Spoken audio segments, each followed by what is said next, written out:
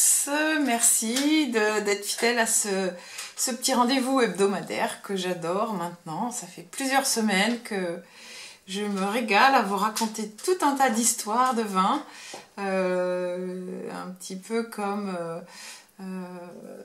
quand j'avais quand je donnais plus de cours d'œnologie, parce que à une époque on donnait des cours d'œnologie avant le Covid, on pouvait organiser des dégustations et raconter des histoires en vrai avec des gens en face et décrypter des vins, c'était super. Donc heureusement il existe ces lives qui sont vraiment un moment, pour moi en tout cas, privilégié de partage avec vous pour raconter les belles histoires du merveilleux monde du bon vin.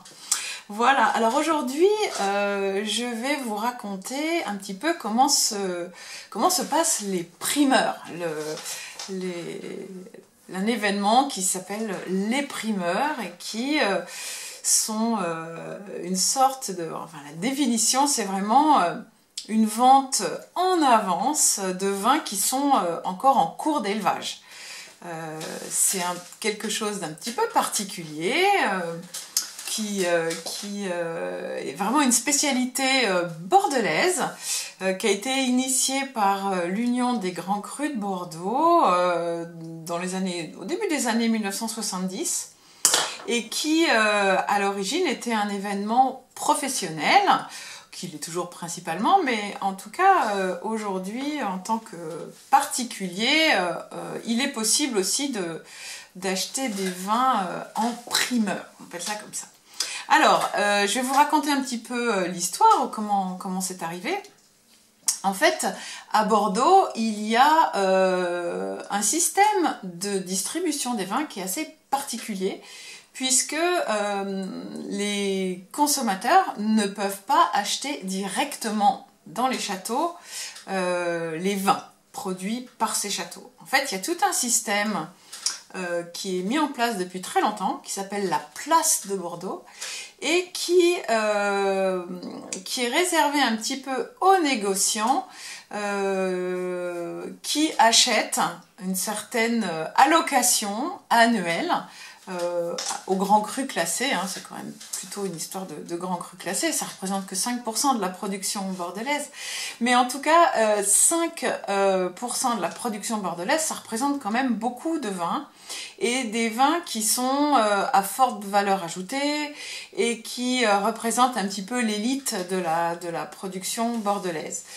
Et donc cette fameuse place de Bordeaux, c'est un groupement de tous les négociants, il y en a à peu près 400 en tout, et ces négociants essayent d'avoir, pour certains châteaux qui sont très cotés, le plus d'allocations possible pour ensuite les revendre dans différents circuits de distribution. Que ce soit à l'export par exemple, que ce soit ensuite dans des réseaux de distributeurs, de grossistes, de cavistes, même parfois de particuliers. Et donc c'est un petit peu la course pour avoir le plus d'allocations possible des meilleurs châteaux. Alors pour organiser ça, il y a des courtiers qui font un peu la navette, hein, entre les différents châteaux, et qui goûtent les vins en cours d'élevage, etc. Et qui ensuite disent aux négociants, bah là j'ai repéré quelque chose de vraiment super, il va falloir vous positionner sur dans tel ou tel château. Franchement cette année ils ont fait une réussite exceptionnelle. Les gens vont se ruer dessus, positionnez-vous en avance, voilà. Et le courtier il prend une commission sur cette espèce de premier, comment on pourrait appeler ça, de première sélection, de présélection finalement avant les négociants. Et puis a été mis en place ce système des primeurs, pendant lesquels les châteaux vont présenter des échantillons de vins qui sont en cours d'élevage. Donc ils vont prélever sur les fûts un certain pourcentage sur les différents fûts pour que ce soit représentatif de ce qu'ils ont produit cette année-là. Et ensuite, ils vont convoquer, alors c'est organisé par l'Union des Grands Crus de Bordeaux, hein, c'est une grosse organisation, ils vont convoquer des professionnels du monde entier. Alors il y a des milliers de professionnels qui viennent, à peu près entre 5 et 6 000 professionnels qui viennent par année à Bordeaux et qui vont déguster les vins pour ensuite se dire qu'ils vont pouvoir les acheter. Donc il y a les négociants qui vont acheter et puis il y a aussi les professionnels du monde entier qui vont se faire une idée du millésime en question, parce là on ne parle que d'un seul millésime à la fois, et qui vont se faire une idée du millésime pour ensuite, pareil, se positionner pour en acheter pour, s'ils sont importateurs, pour la distribution dans leur pays.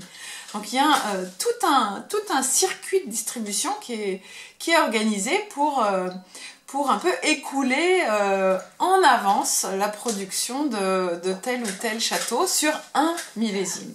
Alors c'est intéressant parce que tous les millésimes ne se ressemblent pas. Vous savez qu'il y a des millésimes plus exceptionnels que d'autres. Bon, il n'existe plus de mauvais millésimes parce que maintenant on sait qu'on trie la vendange et qu'on ne garde que les meilleurs raisins dans les années où c'est un peu moins bien. Donc on a quand même moyen de faire moins de volume, mais quand même très qualitatif.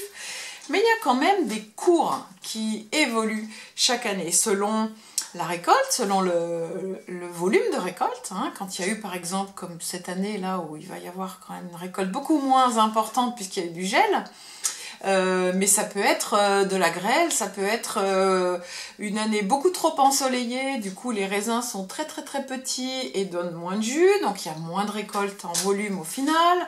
Ça peut être donc la qualité du millésime, ça peut être aussi la demande, est-ce que certaines années, il y a une demande qui est plus forte ou plus faible que d'autres. Et puis, il y a les effets économiques aussi sur les marchés internationaux. Comme c'est un petit peu la locomotive de la région bordelaise, ces grands crus classés, il y a un effet économique qui se ressent. Les années où le monde économique va bien, eh bien les vins se vendent mieux que d'autres et à de meilleurs prix. Donc il y a une fluctuation quand même assez importante d'un millésime à l'autre selon la qualité du millésime. Et donc la manière dont les primeurs sont organisés, ça se passe sur une semaine. C'est toujours au mois d'avril.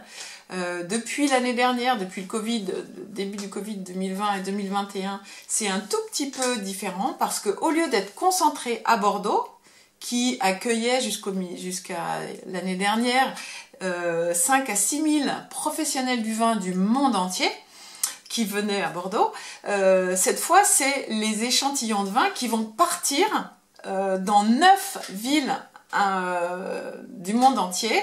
Il y a Hong Kong, il y a New York, il y a Singapour, il y a 9 endroits un peu stratégiques où là les professionnels locaux vont venir se regrouper pour déguster les vins. Au lieu d'être à un seul endroit, ça va être un peu éclaté pour éviter les mouvements de gens d'un pays à l'autre. Donc voilà, ça va être un petit peu différent pour la deuxième année consécutive, mais habituellement, juste pour finir, les 9 villes, ça représente à peu près 75% de la clientèle. Donc il restera que 25% des dégustations qui seront faites à Bordeaux pour le reste du monde finalement. Donc c'est intéressant de savoir que c'est vraiment une force économique assez importante. Alors donc pendant ces dégustations, donc pendant une semaine entière, les journalistes et les acheteurs sont invités à venir déguster les vins. Donc ils sont regroupés en temps habituel, pas pour l'instant avec ces 9 villes différentes, mais en temps habituel, les journalistes et les professionnels du vin vont circuler pendant une semaine, d'un jour à l'autre, de château en château, où seront regroupés, je donne un exemple, par exemple, dans l'appellation Saint-Julien, vont se regrouper, je dis n'importe quoi, au château Gruau-Larose, ils vont se regrouper tous les châteaux de Saint-Julien pour que les acheteurs n'aient pas à aller dans absolument chaque château. Et voilà, il va y avoir des regroupements par appellation pour que les professionnels et les journalistes dégustent à un endroit précis. Donc en fait, les châteaux qui sont organisateurs, qui reçoivent, vont installer, parfois c'est dans leur chai, donc on se retrouve, bon, j'ai participé plusieurs fois, hein, on se retrouve dans un magnifique chai, entre les très très belles cuves tronconiques en inox ou bien en très très joli bois, et en fait chaque château a un petit stand réparti dans les chais, et fait déguster le millésime de l'année à ces professionnels du vin et à ces journalistes. Alors il y a une sorte d'ambiance qui se crée. Évidemment, les meilleurs acheteurs du monde entier sont invités le soir par les propriétaires des châteaux à des dîners. Ça, je dis bien sûr en temps normal, hein, je pense que c'est pas du tout comme ça en temps de Covid, hein. Mais en tout cas, voilà, on se retrouve à la table des propriétaires le soir avec des acheteurs de Singapour, de Los Angeles, des journalistes. Enfin, c'est une ambiance assez effervescente, on va dire, parce que le nouveau millésime c'est quelque chose c'est comme un peu un événement, et puis c'est surtout commercialement un moment très très fort dans l'activité économique de la distribution de vin au niveau international. Alors voilà, c'est un peu comme un marché. Alors par-dessus se greffent d'autres dégustations, bien sûr. Là, je parlais de la rive gauche parce que c'est là qu'il y a les grands crus classés, mais c'est pareil à Sauternes, il y a des grands crus classés aussi. Mais rive droite, à Saint-Émilion, à Pomerol, c'est pareil. C'est un petit peu comme un marché international du vin avec beaucoup d'événements organisés. Le but étant de faire connaître ce nouveau millésime et d'inciter les gens à se positionner pour l'acheter en amont et à avoir un petit peu aussi une tendance du marché.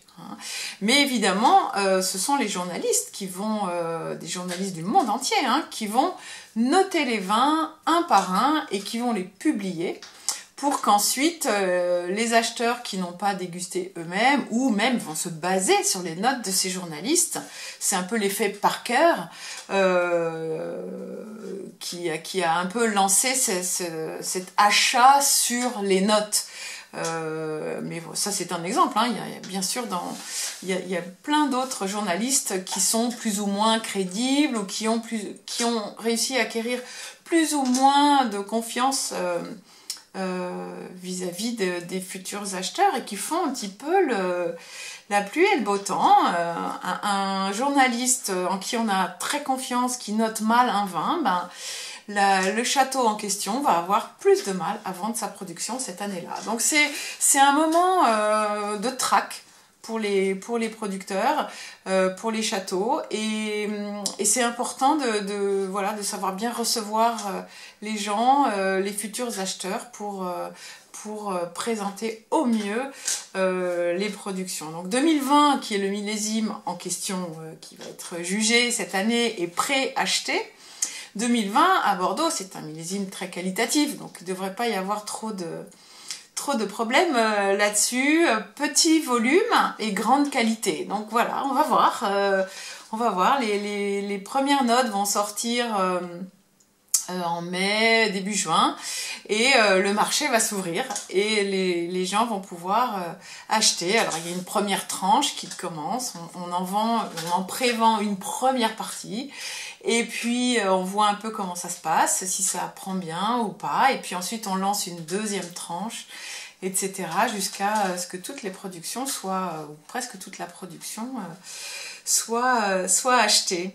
Voilà un petit peu comment ça fonctionne. C'est intéressant, c'est assez particulier. Ça ne concerne évidemment que des vins qui sont des vins de garde, qui sont des vins qui a priori vont être gardés. Mais voilà, je vous propose, si vous voulez poser des questions, n'hésitez surtout pas. Mais je vous propose peut-être de disséquer un petit peu les avantages et les inconvénients de ce type de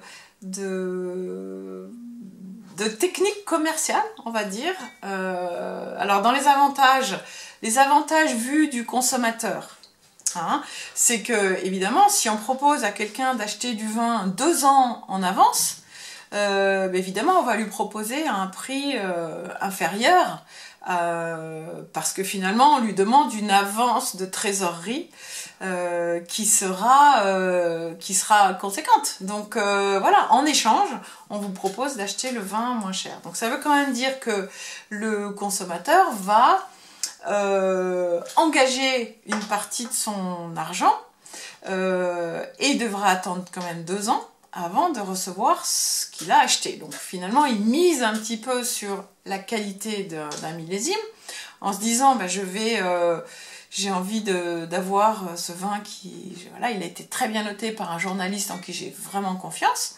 Et donc j'ai envie d'en acheter un petit peu en avance parce que je me constitue une cave et j'ai envie d'avoir quelques vins intéressants. Donc comme ce sont des vins de garde, finalement il n'y a pas d'urgence, donc j'ai un petit peu de cash en avance, donc j'ai envie de me faire plaisir. Alors ce qui va se passer, c'est que le consommateur va acheter les vins en avance. Il n'aura pas le vin bien sûr avant 2 ans plus tard, mais dans 2 ans il devra payer la TVA, parce qu'évidemment le prix annoncé est un prix hors taxe. Évidemment il faut pas se tromper là-dessus. La TVA ne sera recevable qu'au moment de la livraison, donc on paiera la taxe, la TVA, plus le transport, évidemment, pour arriver jusqu'à destination. Donc voilà, c'est intéressant de savoir un petit peu comment ça fonctionne pour à la fois ne pas se faire avoir et ça peut quand même être un avantage. Ce sont en général des vins de garde, donc c'est un bon moyen de se constituer une petite cave comme ça. Dans les inconvénients, c'est quand même une avance de trésorerie. Ça veut dire que cet argent, on n'en disposera pas pendant tout le temps de l'élevage. Donc voilà, il faut aussi être sûr d'avoir confiance que le vin, au final, sera à la fois le même que celui que le journaliste a noté. Faut pas oublier quand même que les primeurs, je vous ai dit tout à l'heure que ça se passe au début du mois d'avril. Et au début du mois d'avril, les vins, ils sont loin d'être terminés. Donc, voilà, il y a quand même certaines techniques pour mettre un petit peu en avant les qualités des vins. Bon, il faut être sûr qu'au final, l'assemblage soit exactement le même. Parce que finalement, on a peut-être mis un petit peu plus de merlot parce qu'il se goûte très bien pour l'instant. Mais si ça se trouve... au final, l'assemblage aura un petit peu évolué. Bon, donc il y a ce petit risque-là. Le journaliste, lui, il a dégusté un échantillon. Parfois 2, s'il l'a dégusté chez 2 négociants différents, peut-être qu'il aura il aura pu comparer, etc. Donc, il y a un petit côté roulette russe qu'il ne faut pas forcément cacher. Voilà, on prend un risque.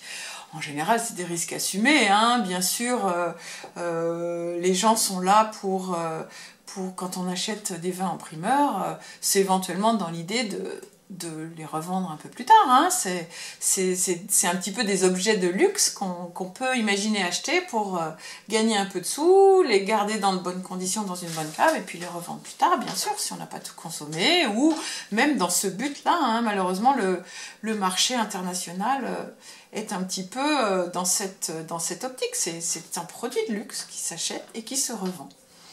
Et puis, il y a aussi un autre petit risque que j'ai rangé dans la case des inconvénients, c'est que 2 ans plus tard, on peut retrouver les vins en foire au vin. 2 ans ou 3 ans ou 4 ans plus tard, hein, peu importe. Parfois on les retrouve en foire au vin au même prix que le prix qu'on avait vu en primeur, ou alors parfois même un petit peu moins cher. Donc voilà, après, quand on est un riche hongkongais et que on veut acheter des vins pour les revendre plus tard, bien sûr, c'est une manière. Après, est-ce qu'un consommateur en France a vraiment besoin ou raison ou intérêt à acheter des vins en primeur ? Ben, finalement, c'est une décision très personnelle parce que voilà, les foires aux vins, ça existe. C'est quand même des domaines, des châteaux, des propriétés. C'est pas des tout petits domaines de toutes petites parcelles. Hein. Quand on a 50 hectares de vignes, on produit quand même quelques bouteilles. Donc voilà, c'est un petit peu... Voilà. Et puis c'est vrai que ces derniers temps, les vins, depuis une vingtaine d'années, les châteaux bordelais ont énormément investi. C'était un peu la misère hein, pendant très longtemps. Les vins n'étaient pas très chers, mais il fallait voir aussi l'état sanitaire des chais et l'état parfois même un peu de décrépitude de certaines installations. Et il y a eu énormément de progrès qualitatifs dans les vins, mais aussi parce que on a fait beaucoup d'investissements et que bon, tout le monde ne peut pas se payer un chef flambant neuf par un architecte international de grand renom, hein. Mais bon, évidemment, c'est évidemment pas toujours le cas. Mais voilà, il y a eu beaucoup de progrès, beaucoup d'investissements, et forcément, ça a une répercussion sur le prix des vins. Donc voilà, il y a du pour, il y a du contre. De toute façon, l'histoire est intéressante. De toute façon, c'est en culture générale du vin, c'est intéressant de savoir comment ça fonctionne.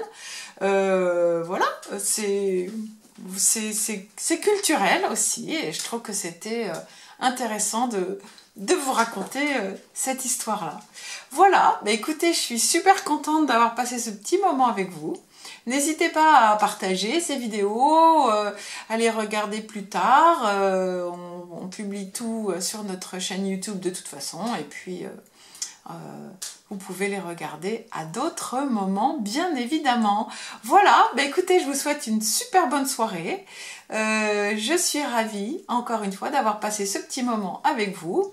Retrouvez-nous bien sûr également sur les réseaux de 3x20, dont je suis la fondatrice. Vous savez, on livre tous les mois à nos abonnés des pépites incroyables, selon plusieurs formules qui sont toujours choisis avec énormément de soins et on met en avant le travail de viticulteurs absolument passionnés et qui nous passionnent nous aussi et voilà, à très bientôt. Mercredi prochain je vous parlerai des vins des box du mois d'avril. Donc je décrirai le magnifique travail des 6 producteurs et productrices qui ont été choisis pour figurer dans les box du mois de mai.